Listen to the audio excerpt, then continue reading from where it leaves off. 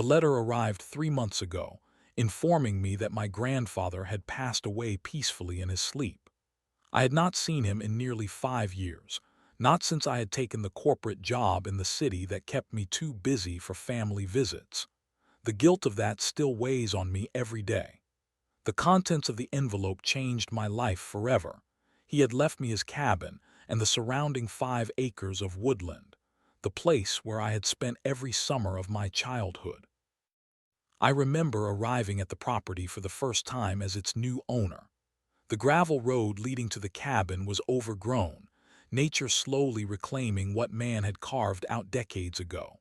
My small sedan struggled with the rough terrain, but eventually I rounded the final bend, and there it stood, exactly as I remembered it from my childhood. The cabin was modest by any standard, built from local timber that had weathered to a silvery gray. The sloped roof needed some repair, and the front porch sagged slightly on one side, but to me it was perfect. I turned off the engine and stepped out into the crisp mountain air. Birds sang in the towering pines surrounding the property, their melodies unchanged since my childhood visits. I breathed deeply, filling my lungs with air untainted by city pollution. This was what freedom smelled like. This was what my grandfather had protected all these years, refusing countless offers to sell. Now I understood why. The cabin door creaked open with familiar resistance. Inside, everything remained exactly as he had left it. The worn leather armchair still sat angled toward the stone fireplace. Fishing rods stood in the corner next to the door. Books filled handmade shelves along the walls, mostly fishing guides, history books, and dog-eared paperback westerns. The scent of wood smoke still lingered faintly in the air, as if my grandfather had just stepped out momentarily. I walked to the kitchen window and looked out at the view. That was when I noticed something that had definitely changed since my childhood visits. Through a break in the trees, I could see rooftops, not just one or two, but dozens. Elegant, expensive homes with manicured lawns stretched across what had once been undeveloped forest. A large sign visible in the distance read Pine Valley Estates, luxury living in nature's embrace. That first week, I focused on cleaning the cabin and making minor repairs. I replaced several rotted boards on the porch, fixed a leak in the roof, and cleared the overgrown path to the small stream that ran through the property. The physical labor felt good after years behind a desk. Each hammer stroke and saw cut connected me more deeply to my grandfather and the legacy he had left me. On my 8th day at the cabin, I noticed a group of people standing at what I believed was the edge of my property. 3 men in expensive suits and a woman with a tablet were pointing toward the cabin and taking notes. When they saw me watching, they quickly dispersed to a black SUV parked on the private road bordering my land. Something about their presence and hasty departure unsettled me. That evening, as I unpacked the last of my belongings, I found a small leather-bound journal tucked between my grandfather's books. The first page contained a handwritten message, "To my grandchild, in case they come back." I did not know then what he meant by they, but as I stared out the window at the survey stakes that had mysteriously appeared near my property line, a sense of foreboding settled over me. I was about to find out exactly what battle my grandfather had been fighting all these years. The official-looking envelope appeared on my doorstep exactly 2 weeks after I moved in. No postmark, no mail carrier. Someone had physically placed it there. Inside was a formal letter printed on expensive stationery with an embossed gold pine tree logo at the top. Notice of code violations. The heading read in bold letters.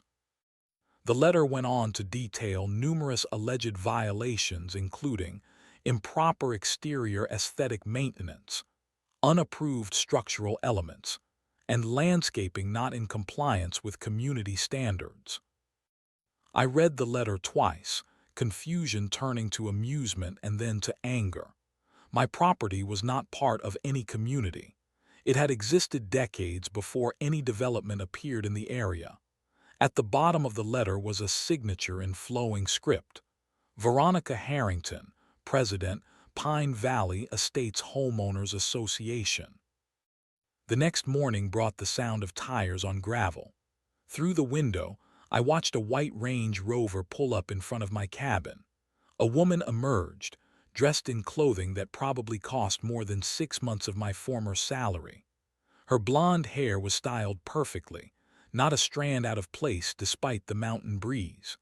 She walked with purpose toward my door, her heels sinking slightly into the soft ground with each step. I opened the door before she could knock. "Can I help you?" I asked, intentionally not inviting her inside. "Good morning. I am Veronica Harrington, president of Pine Valley Estates." Her smile was practiced, professional, and completely devoid of warmth. "I wanted to personally follow up on the notice you received yesterday.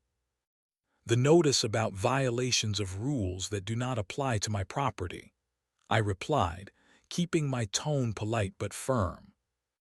Veronica laughed lightly, as if I had made a charming joke. "There seems to be some confusion. All properties in this area fall under our community guidelines. Your," she paused, eyes scanning the cabin with poorly disguised distaste, "dwelling is visible from several of our million-dollar homes.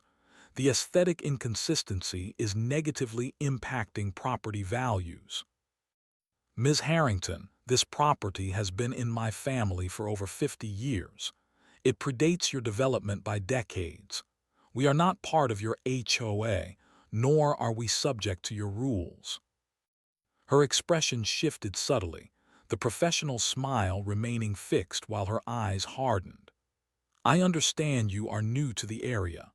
Perhaps you are unaware of local ordinances regarding property maintenance and aesthetic standards that apply to all residences, HOA member or not. I am familiar with county regulations. This property is in full compliance with all legal requirements." I gestured to the letter in her hand. "That document has no legal authority over this land." Veronica tapped the paper with one manicured fingernail.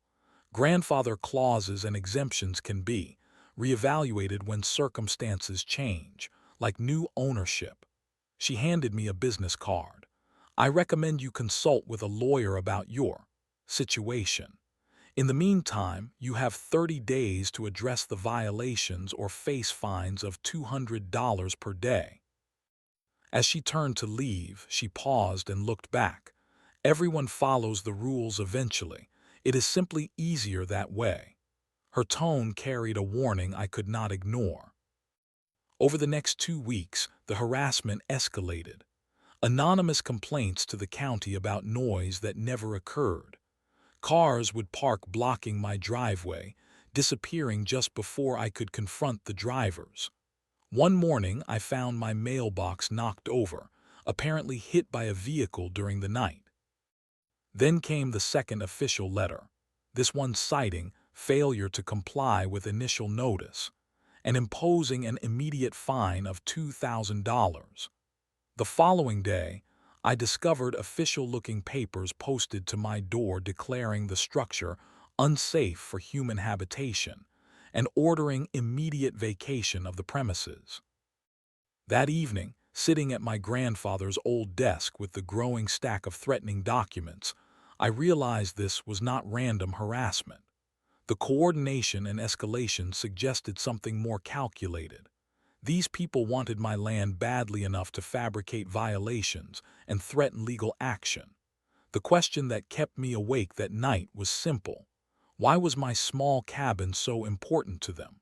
What made this particular piece of land worth such aggressive tactics? My grandfather's journal sat unopened on the nightstand. Perhaps it was time to find out what secrets it contained. The sound of voices outside my window woke me early one morning.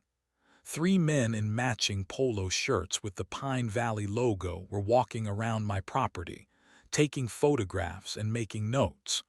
One carried what looked like an official clipboard with a county seal visible from where I stood. I threw on clothes and rushed outside. "Excuse me, this is private property. What are you doing here?" The men exchanged glances before one stepped forward. "County inspection. We received reports of structural instability and potential environmental hazards." He flashed an ID card so quickly I could not verify its authenticity. "I need to see permits authorizing you to be on my property," I insisted, blocking their path to the rear of the cabin.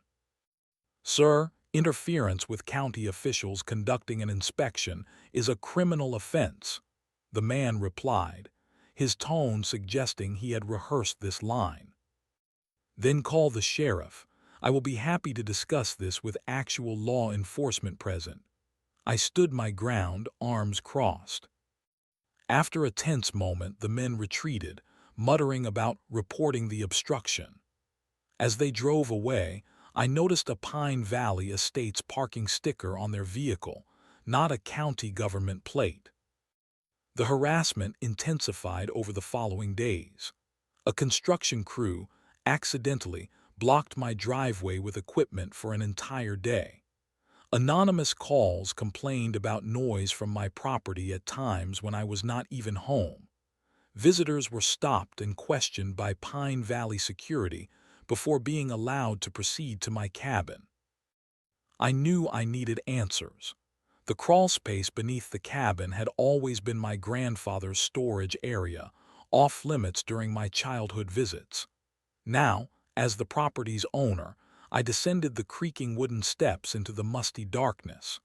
My flashlight beam revealed dozens of cardboard boxes, neatly labeled and dated, stretching back decades.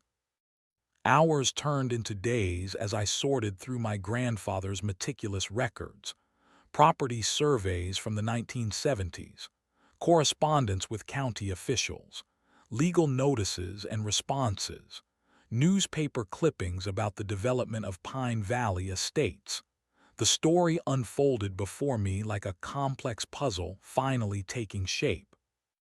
My kitchen table disappeared under maps and documents spanning 50 years of history. I traced property lines, ownership transfers, and zoning changes until my eyes burned with fatigue. Something was not adding up about the boundaries of my property and the surrounding development. On the fourth day of my research, a knock at the door interrupted my work. I opened it to find an elderly woman with silver hair and kind eyes. She leaned on a wooden cane and carried a thermos.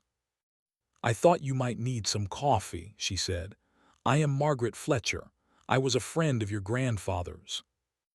Over steaming mugs at my cluttered table, Margaret filled in the gaps in my understanding. Her trembling finger traced various spots on my maps, identifying former homes and families. "The Johnsons held out for 3 years," she explained.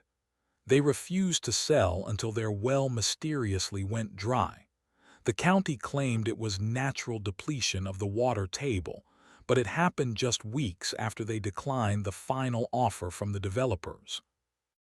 And here," she continued, pointing to another location, "the Millers fought the development for 6 months. Then their access road became impassable after repeated flooding that engineering reports could not explain. Their insurance stopped covering the property, and they had no choice but to sell. Each time Pine Valley expanded, each time another family lost their home." Margaret's voice carried decades of witnessed injustice. "Your grandfather was different, though. He knew something the others did not." Her cryptic statement sent me back to the boxes with renewed purpose. Near the bottom of the final container, I found a folder labeled simply Transaction 1990. Inside was correspondence between my grandfather and an elderly man named Thomas Whitaker, the original owner of much of the surrounding land.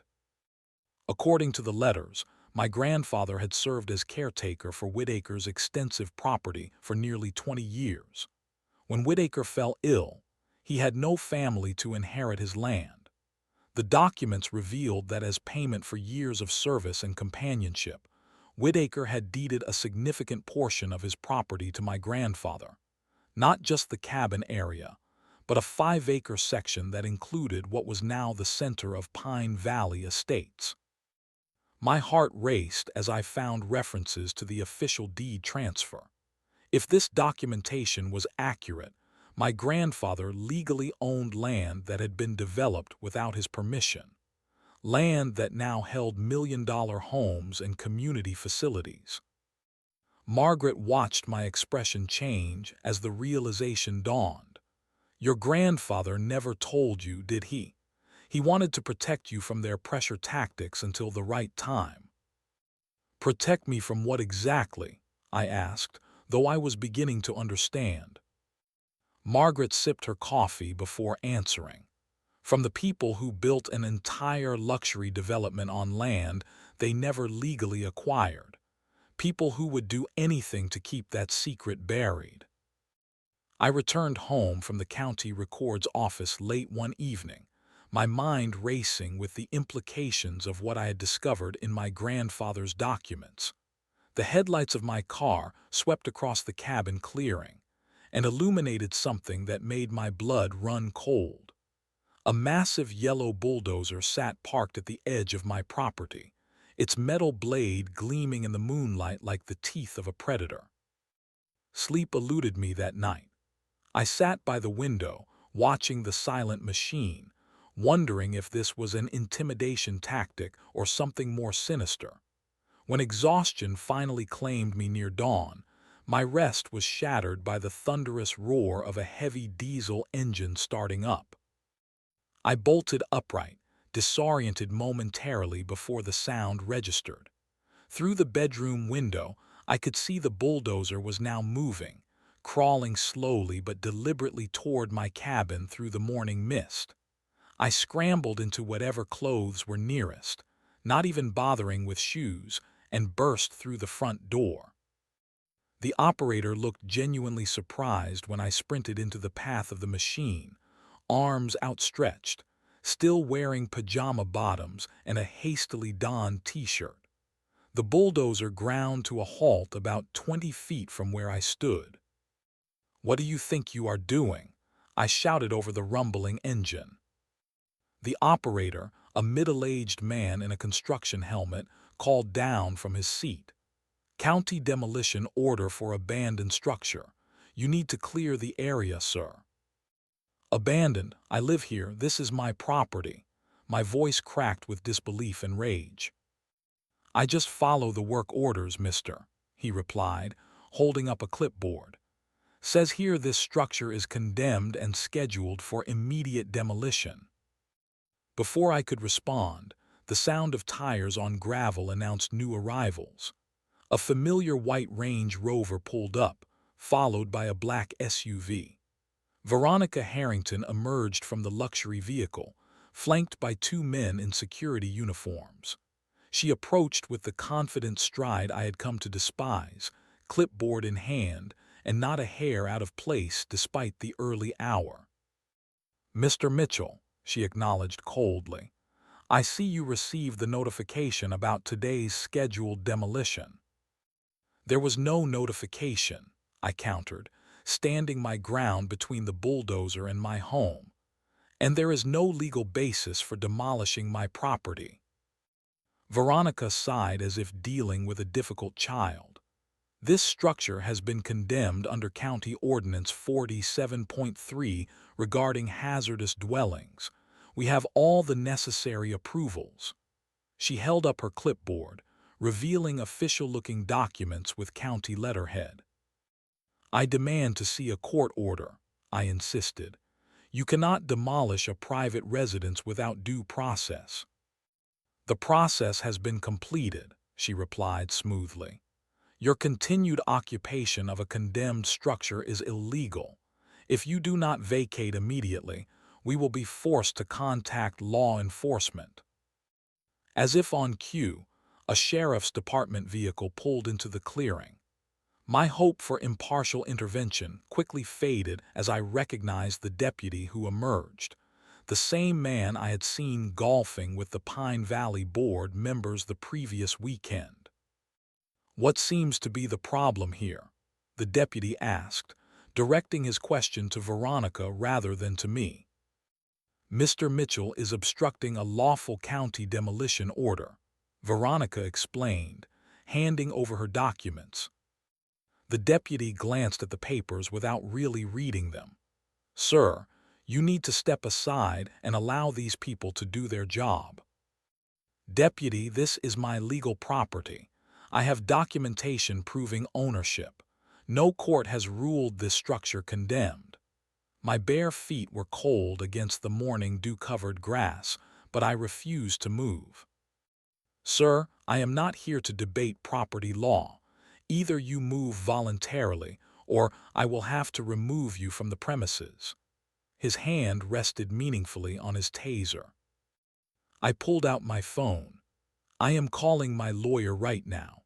Touch me or my property before I receive legal counsel, and I will file charges against everyone present." The next hours passed in a blur of desperate phone calls. The county offices claimed no knowledge of any condemnation order but referred me to departments that never answered. Local lawyers were mysteriously unavailable to take my case on short notice. All the while, the bulldozer idled menacingly, and Veronica checked her watch with increasing impatience. By mid-afternoon, rain had begun to fall, soaking through my clothes. I remained planted in front of my home, refusing to yield even as Veronica threatened escalating legal consequences. The deputy had retreated to his vehicle but remained on site, occasionally speaking into his radio. At 4:38 p.m., a car I did not recognize sped up the gravel road and skidded to a stop in the clearing.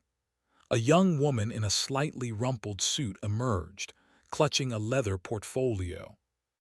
"Sarah Jenkins, attorney," she announced, striding directly to where I stood. "A friend at the county clerk's office called me. Are you Alexander Mitchell?" When I confirmed my identity, she turned to face Veronica and the deputy. "I have here an emergency temporary restraining order signed by Judge Watkins prohibiting any demolition activity on this property pending a full hearing." She thrust the document toward the deputy. "This order is effective immediately." The deputy reviewed the paper, his expression darkening. After a moment, he turned to Veronica. "This appears to be in order, ma'am. All demolition activities need to cease until the court hearing." Veronica's composed facade cracked momentarily, raw fury flashing across her features before she regained control. "This is merely a delay tactic," she said coldly. "The outcome is inevitable." As the bulldozer finally backed away from my home and the Pine Valley contingent prepared to leave, Veronica approached me one last time. "You have no idea what you are doing," she hissed, her voice low enough that only I could hear. "This goes far beyond your pathetic cabin." That night, as rain drummed against the roof my grandfather had built, I sat at the kitchen table with Sarah Jenkins, reviewing my documentation. "The demolition order was fraudulent," she confirmed. "Someone with connections had it created outside proper channels." "Why are they so determined to destroy this place?" I wondered aloud. Sarah studied my face carefully. "I think you already know the answer to that. The question is, what are you going to do about it?" I stared out at the retreating tail lights of the bulldozer through the rain-streaked window. Something in Veronica's eyes had revealed what I needed to know. Beneath her confidence lay fear. They were afraid of what I might discover. And now, I was determined to find exactly what that was. The county records office occupied the basement of an aging government building downtown. Fluorescent lights buzzed overhead as I approached the main desk. where a gray-haired clerk regarded me with bored indifference. I need to see original land surveys and property transfer records for the Pine Valley area, I explained, specifically from 40 years ago. The clerk raised a skeptical eyebrow. Those would be in deep storage, might take days to locate. I slid across a form completed with the specific file numbers I had found referenced in my grandfather's documents. I believe these are the relevant file codes. The clerk studied the form, surprise momentarily replacing her indifference. These are unusual requests. Mind if I ask why you need access to these particular records? Property boundary dispute, I replied, keeping my explanation vague. My lawyer suggested I verify the original surveys. After what seemed like an eternity, the clerk disappeared into a back room. She returned 30 minutes later pushing a cart loaded with large tubes containing rolled maps and several boxes of files. "Conference room 3 is available," she said, gesturing down a hallway. "These do not leave this building under any circumstances." For hours, I meticulously cross-referenced property lines, ownership transfers, and boundary adjustments. The picture emerging from the official records matched what my grandfather's documents had suggested, but seeing it in county documents made the reality undeniable. When Thomas Whitaker died in 1990, he had already legally transferred a 5-acre parcel at the heart of his property to my grandfather in exchange for years of service. This transfer was properly recorded with the county. However, 3 years later, when developers purchased the surrounding land from Whitaker's estate, the plat maps showed no indication of my grandfather's ownership. The development had proceeded as if the entire property had changed hands, building directly on land they did not legally own. My fingers traced the yellow deed, with my grandfather's name clearly listed as the rightful owner of 5 acres that now sat at the heart of Pine Valley Estates. The legal language was unambiguous. The land had never been sold or transferred out of my grandfather's name. I used my phone to take detailed photographs of every relevant document before carefully repacking the records. My mind raced with implications as I drove straight to the law office of Sophia Chen, the attorney Sarah Jenkins had recommended as an expert in property law. Attorney Chen's office projected quiet competence, tasteful furnishings, credentials displayed without ostentation, and a wall of legal books that appeared well used rather than decorative. She listened without interruption as I presented my findings, occasionally making notes or studying the photographs on my phone. After I finished, Sophia removed her glasses and leaned back in her chair. "This is extraordinary," she said with professional understatement. "Based on what you have shown me, your grandfather never transferred this parcel. The development was constructed on property they did not legally own." "The main clubhouse," I said. "The one with the Olympic pool and tennis courts. That $7 million building sits entirely on what is legally my land." Sophia nodded slowly. "If these records are accurate, and county records typically are, you have a legitimate claim that could essentially paralyze the entire development." "How could this happen?" I asked. "Developers do title searches. Banks require surveys before funding construction." "In my experience," Sophia replied carefully, "when enough money is involved, documents can be overlooked, particularly if someone believed your grandfather would eventually sell under pressure." The implications were staggering. The luxury clubhouse with its Olympic pool, tennis courts, and ballroom, the crown jewel of the development, sat squarely on land that legally belonged to me. Every homeowner association fee, every social event, every property value in Pine Valley Estates was built on a foundation of fraud. "What do we do now?" I asked. Sophia tapped her pen against her legal pad thoughtfully. "They will fight this with everything they have. We need more than just the deed. We need evidence of their knowledge and deliberate concealment." "How do we get that?" "We need to catch them admitting their actions," she explained. "If they believed your grandfather would eventually concede, they might have documented their strategy somewhere. Board meeting minutes, emails, internal memoranda, anything showing they knew about the ownership discrepancy." We spent the next 3 hours developing a strategy. Rather than immediately filing a lawsuit that would alert them to our discovery, we would gather additional evidence. Sophia would quietly request relevant records through official channels. Meanwhile, I would continue researching my grandfather's documents for any clues about prior interactions with the developers. As I drove home that evening, the weight of this discovery settled on my shoulders. This was no longer about saving my cabin. This was about decades of deception and the power to bring an entire community to its knees.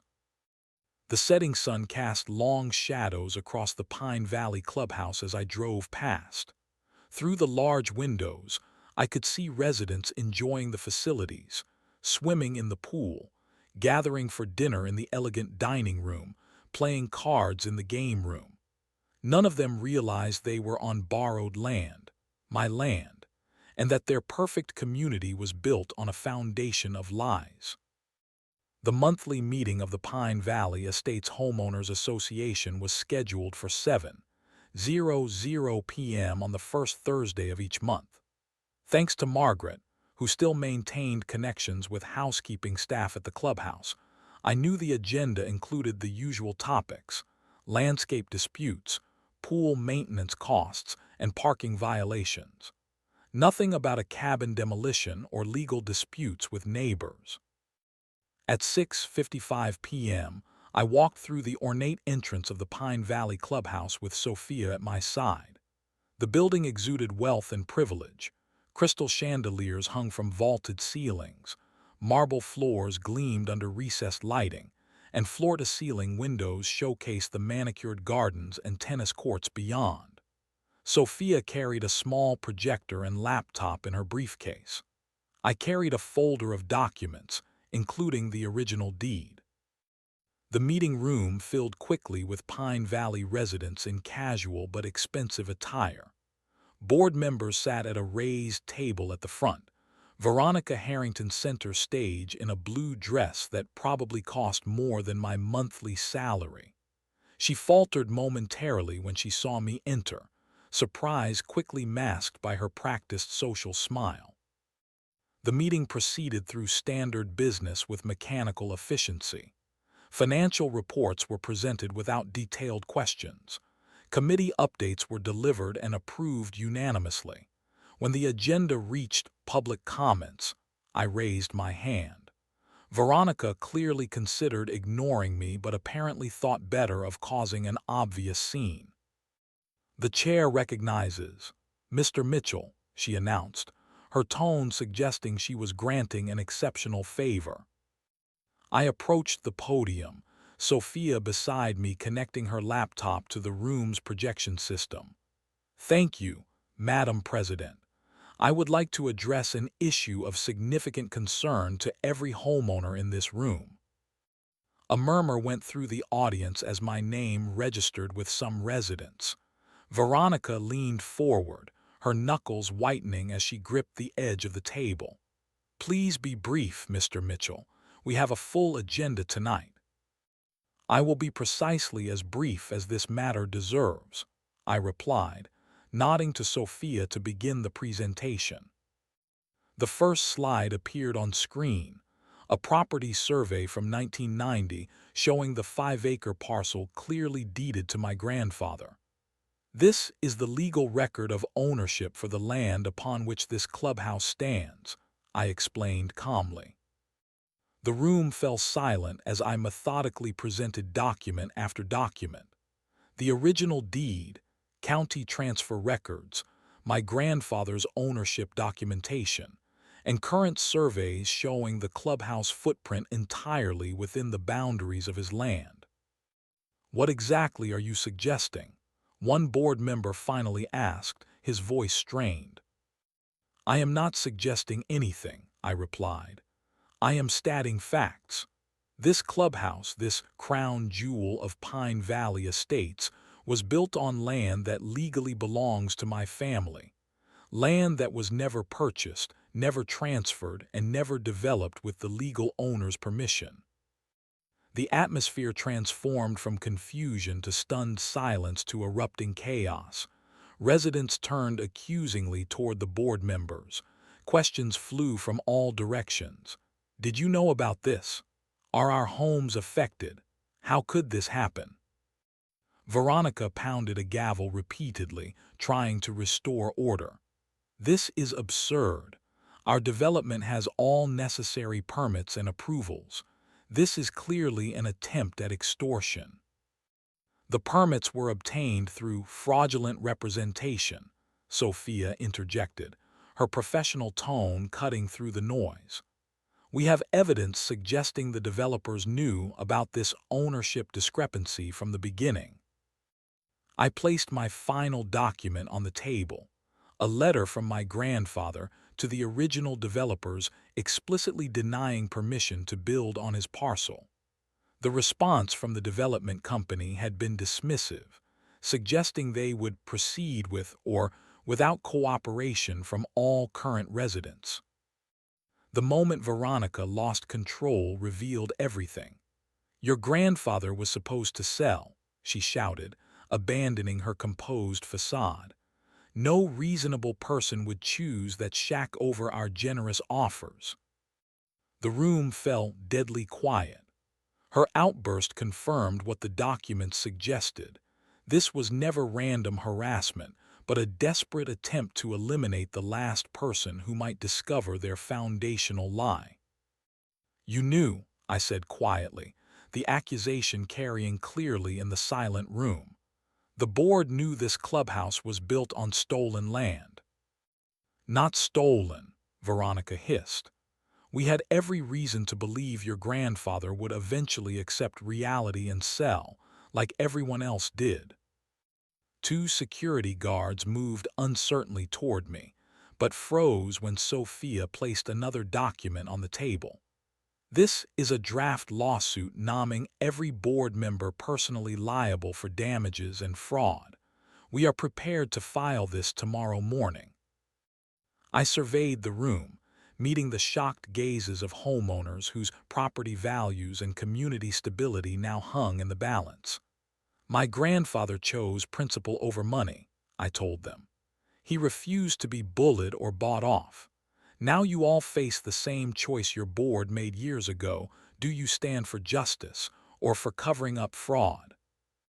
As the implications sank in, I could see the calculations happening behind every pair of eyes in the room. Their million-dollar properties surrounded a clubhouse built on land that legally belonged to someone else.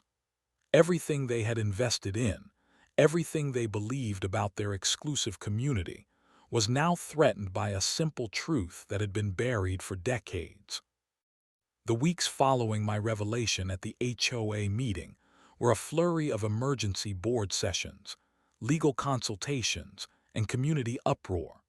Signs appeared on lawns throughout Pine Valley Estates declaring allegiances, some supporting the board, others demanding transparency and accountability. Local news outlets picked up the story, framing it as a David versus Goliath battle between a simple cabin dweller and a powerful homeowners association.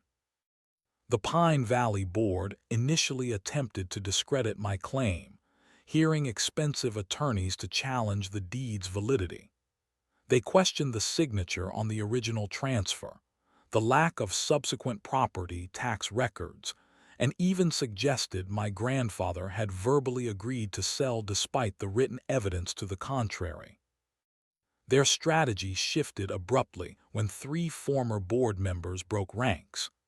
These early members of the Pine Valley leadership, provided sworn statements confirming the development company had knowingly built on my grandfather's land, expecting economic pressure would eventually force him to sell. More damaging revelations followed as homeowners demanded financial audits. Records revealed systematic misappropriation of HOA funds. Veronica and two other board members had been diverting maintenance fees toward personal expenses for years.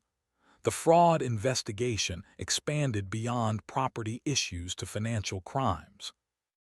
By early spring, Pine Valley Estates was in turmoil. Property values plummeted as potential buyers shied away from the legal uncertainty. Current residents faced the possibility of losing access to the clubhouse facilities that had been a primary selling point for their expensive homes. The settlement conference convened in a downtown boardroom far from both the clubhouse luxury and my cabin simplicity. Present were the remaining board members, their attorneys, representatives from the homeowners, and me with Sophia. The atmosphere was tense but resigned. Their lawyers arrived with expressions that told me they had already advised their clients to cut their losses. My terms were non-negotiable. My cabin would remain untouched with permanent legal easements protecting it from future development pressure. Veronica and her conspirators would resign immediately from the board. Significant financial compensation would be paid for the decades of harassment my grandfather endured and the recent campaign against me. Most importantly, I required a full public acknowledgement of the wrongdoing. No confidentiality clauses, no hidden settlements. The truth would be known to every resident and potential buyer. These terms are extremely punitive, their lead attorney argued. The current homeowners are innocent parties in this dispute. The current board members were not innocent, Sophia countered, and my client could legally demand the demolition of the clubhouse and restoration of his property to its natural state. That reality hung heavily in the room. My leverage was absolute. After 3 hours of negotiation over specific details, they accepted all major terms. The most powerful moment came not from their capitulation, but from the genuine apologies offered by several homeowners who attended the signing. People who had been manipulated by those they trusted to manage their community properly. "We never knew what they did to your grandfather," one elderly resident told me, shaking my hand firmly. "Many of us would have opposed it if we had known the truth." 1 year later, the cabin stands not only intact but restored. The settlement funds allowed me to properly renovate the structure while maintaining its rustic character. The irony is not lost on anyone. The building they had fought so desperately to destroy is now protected by legal covenants enforced by the very community that once threatened it. Pine Valley Estates has undergone its own transformation. The new board, elected after the settlement, has established more transparent operations. The clubhouse technically sits on land I still own, but leased to the HOA under a 99-year agreement that protects both my rights and their community investment. Most surprisingly, former adversaries now occasionally stop by.